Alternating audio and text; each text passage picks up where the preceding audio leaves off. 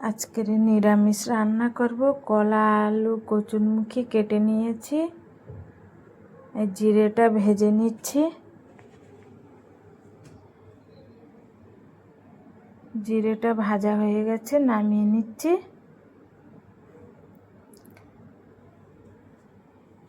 কড়াইতে তেল দিয়ে শুকনো লঙ্কা দিচ্ছি, 5 ফোঁটন,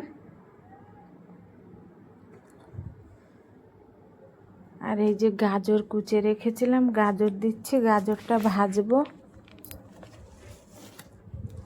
নাড়িয়ে চাড়িয়ে হলুদ দিচ্ছি, লবণ,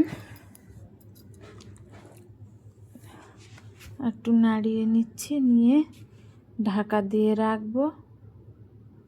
গাজর ভাজা হবে, একটু পরে খুলে কিছুটা ভাজা হয়েছে, আর একটু ভাজা হবে। নাড়িয়ে চাড়িয়ে প্রায় ভাজা হয়ে গেছে, নামিয়ে নিচ্ছি। ওই কড়াই তেল দিচ্ছি আর শুকনো লঙ্কা আর 5 ফোঁটন। কচুরমুখী আলু কলা কেটে রেখেছিলাম ধুয়ে, এই কড়াইতে দিয়ে নাড়িয়ে ভালো করে ভেজে নিয়েছি। এবারে আদা বাটাটা দেব,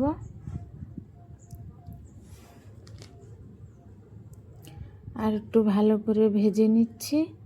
নিয়ে হলুদ দেব, এবার লবণ,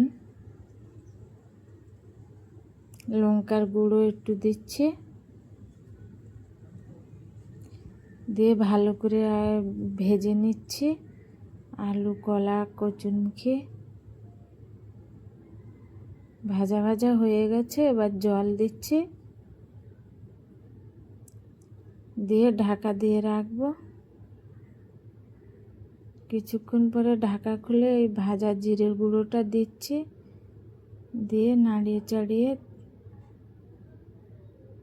তরকারি হয়ে গেছে, নামিয়ে নিচ্ছি।